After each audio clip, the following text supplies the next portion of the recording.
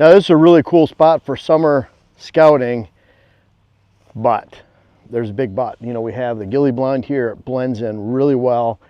We have this switchgrass in front. We could survey this entire field of alfalfa and it's hidden by corn. There's only one problem. It'd be really tempting to come back here and sit. We have a real comfortable chair in there. But this point that goes back holds a lot of deer in the area. They love to bed back there, especially the mature bucks. They can get back on that knoll. They get good airflow. They're away from bugs. They're out of the open. And it's good for them to walk back and forth. It's not too thick. Perfect summer buck hangout. Not so great fall buck hangout though. I want something different. I want to be able to get in and out without spooking deer. And you think, well, this is a spot where it's hidden.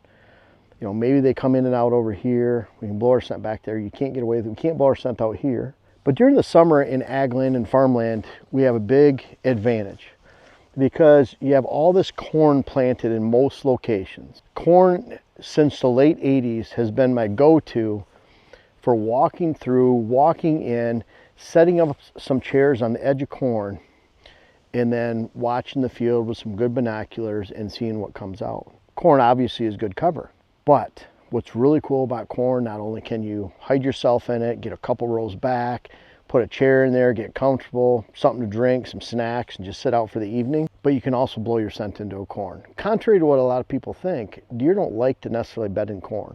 Corn is hard for us to digest. They can't eat corn 24/7. They can't eat corn all day long. They feed 5 times in a 24-hour period. They're rhythmic pattern feeders. They can't feed on corn all day. So even if they are feeding on summer corn, which they typically are not unless there really is not much else. I've seen a cornfield on a client property, 5 acres, devastated because it was a huge deer number area. All the deer live in a swamp. They're going through the 5-acre field, going out to hundreds of acres of alfalfa, probably 30, 40 deer every night. When they go through the corn, they take a nip.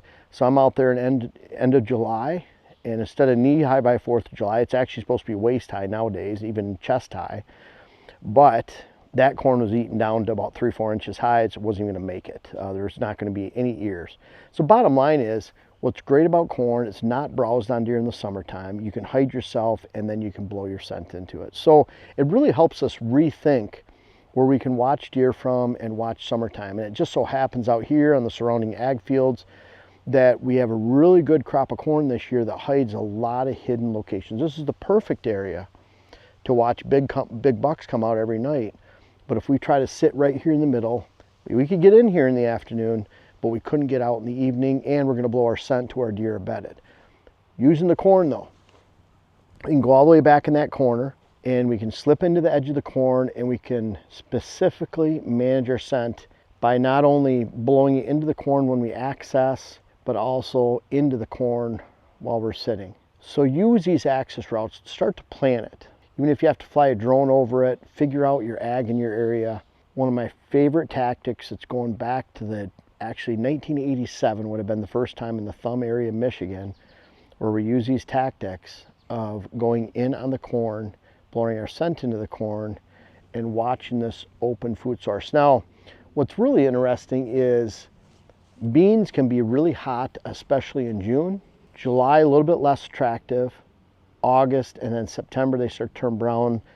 They get less and less attractive as the season goes. And they've even done studies on protein levels. That's why Deer Grow really got into the game of, we want to see if we can maintain attraction levels throughout the whole growing season. So that's where Plot Boost came in. But bottom line is, they'll show the protein levels of soybeans diminishing each month. Let's say 40-some% of the leaves anyways, down to 30-some%, 20-some%. And so then that attraction level diminishes each month too. Alfalfa, on the other hand, we're getting a cutting every 4, 5, 6 weeks out here. And when you get that cutting, it gets fresh. And so this alfalfa that's out here never really gets into a state of maturity where it's going bad. And this one's actually has oats in it that were drilled as a cover crop for the alfalfa to come in. So it's a new alfalfa crop. But boy, it's looking beautiful. They're going to get that first mowing and cutting soon, and it'll be fresh again. So not only are they eating it right now, but you cut, refreshing, cut, refreshing. And if they're getting 3 to 4 harvests out here every summer, then each time they're continuing that life. So I like to focus on during the summer. Yeah, the beans are pretty cool in June, a little bit in July, but man, this alfalfa here, really high, consistent quality, attraction, and protein all summer long. And so when we find one of our hidden alfalfa fields like this, flanked by corn, we need to really set it up. So let's go look over where we're going to set up this and where we're going to position and come in through. And you can bet too, you know, we come in on the Quiet Cats, which is awesome. And if we're coming out together with some chairs, Jen and I, pretty cool to be able to slip in with the Kinetic here. And never thought I'd really get into an electric vehicle, but it's kind of addicting when you can actually drive around and hear pheasant cackling and turn around a corner and there's a bunch of turkeys right in front of you. You get a lot closer to deer. And of course, we're not riding around like that during the hunting season spooking deer, but we do use it for access, and you can bet we'll get to the backside of that corn, sneak in, and they'll never know we're coming. So let's go take a look at this next spot. Sorry for interrupting, we'll be right back, but it's getting close to fall planting season. We have some of our favorite blends, some newer blends, Big Boost 365. We have our Power Greens 365, those have the perennial base. We're actually planting some of that here, Big Boost, Fall Power Greens, those are some of our favorites, our all-time sellers. We're actually taking this strip of clover right here, we're gonna make that a perennial back up there. We're gonna terminate this buckwheat, we'll plant into it in the coming weeks, and then we're gonna hunt right behind me. Mock scrape right there, we're all set up. I hope you are too. Check out Pure Wildlife Blends. Now back to the video. Now it's really critical to get in, you know, and you're not making much noise in your stand and you're climbing up and down, but accessing is so critical. So it's awesome that we can get into, I mean, we just have to park about 60 yards on the backside of that corn and we can slip right in. But let's go look at this spot right here. So I really like about this, we have a road coming in down that way. We have a road going back out, field roads right through here. Creates a perfect scenario where we can come in and we have this beautiful alfalfa strip right here, and then there's one around the corner. You see the giant strip of corn. This is at least 80 yards wide and a half-mile long back this way or more. So we can come in on this rise. They're not on this strip very often because there's nothing planted here, just the access field road. And then we can come right into here. And when this corn is about, I mean, it's actually not bad right now, but I bet within a week it's gonna be up here, and that'll be perfect timing where we come into this edge, that edge, and it opens up right over there. Even right now, this scent would just blow right back into this corn. It's blown at an angle through here. And I can't wait to come back here and watch this. This would be the setup. We're coming through a non-deer area. The deer all congregate out in these alfalfa fields, maybe bean fields. Use the corn as your access. Be strategic, have some fun with it. Plan it all out, and best of all, we could probably come in, I'd probably come to that corner back there, 100 yards away. I just park the machine right around the corner, so if they're feeding right out here, they don't look down there and see it.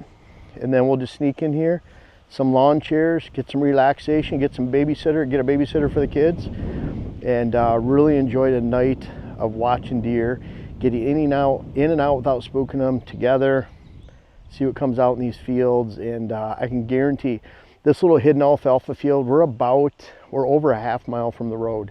So extremely hidden.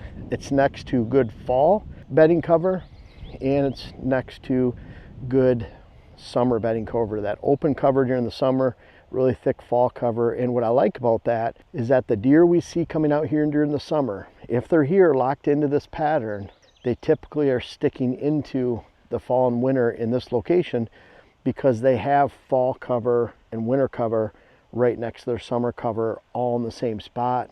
And by the way, it's all flanked with food plots along this whole edge. Big food plot back there, about 400 yards, 300 yards at that angle. So we have this area all complemented by fall food.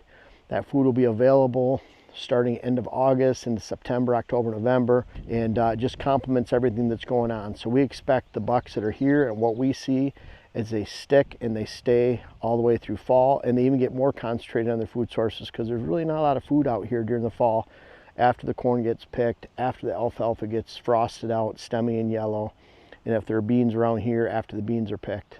But we can bet that what the bucks that we're watching here during the summertime and not spooking, we'll get to hunt and see and possibly get a shot at after those target bucks during the fall.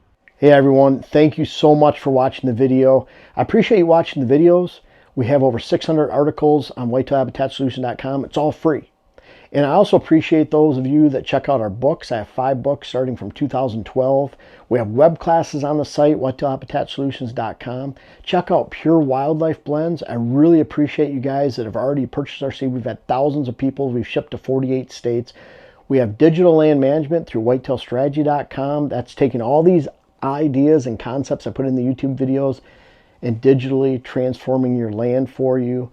And then finally, we have our clients and client visits. We'll visit over 300 clients as a group this year. We visit anywhere in the country. Boots on the ground is always the best, but we have a lot of ways to help you, from free to client visits and all in between. Check us out again, whitetailhabitatsolutions.com, Pure Wildlife Blends, and whitetailstrategy.com.